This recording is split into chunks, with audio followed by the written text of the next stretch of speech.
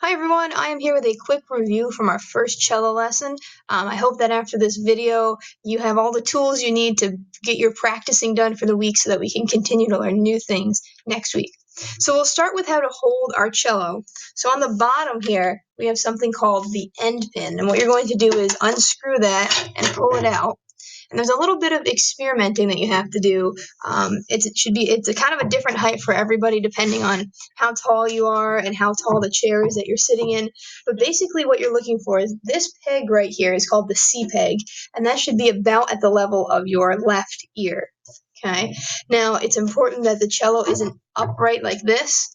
It should be out a little bit and it should just come right into your body. Okay, and you can't see, but my knees are apart here, so the cello is right in between my knees. Okay, so you should be sitting up straight and tall, and this C peg should be right about near your left ear. Okay.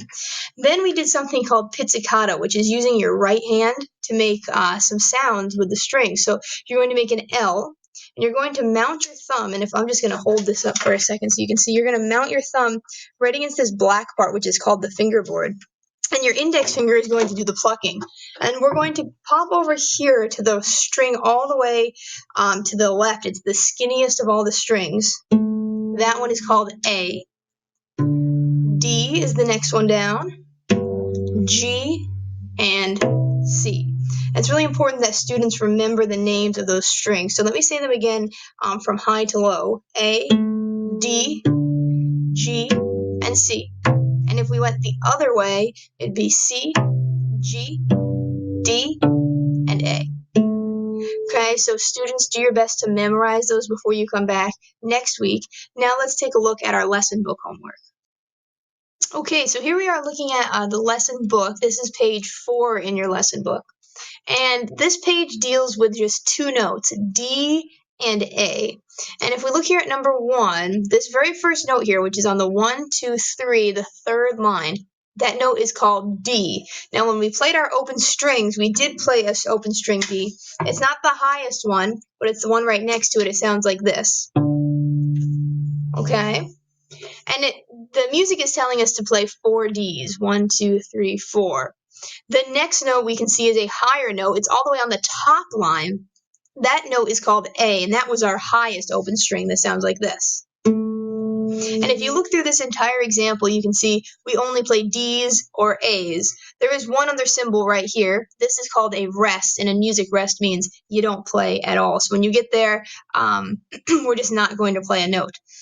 And so what I've asked students to do is before they play it, they need to say it. And that means that you go through and say all of the note names first. That way you know what's happening before you try to play. So let's go through together for number 1 and say the note names. Here we go. D, D, D, D, A, A, A, A, D, D, A, A, D, D, D, rest. A, A, A, A, D, D, D, D, A, A, A, A, D, D, D, rest. Excellent. All right, so now we're going to go through and play that example. So you have your cello positioned properly, so it's nice and comfortable there. You're going to make your L, put it up against the fingerboard. Remember, we're going to pluck using that index finger. Okay, and here I go. I'm going to play this. If you have your cello out, you can play along with me. D, D, D, D, A, A, A, A, D, D, A, A, D, D, D, rest. A, A, A, A, D, D, D, D, A, A, A, A, D, D, D, rest. Nice job. All right. So now if we go down and look at number 2 here, you'll see it's all the same notes, all the same things. Here's our D, here's our A, we have some rests in here. The only thing that's different is that it's in a different order. So what I'm going to ask you to do right now is to pause the video and go through and say the note names on your own. Then when we come back, we'll play it together. Okay, here we go. Let's play number 2. So get that thumb all set. Okay, and we're getting ready to pluck on the D string first. Here we go. D, D, rest, rest. A, rest, rest. A, A, D,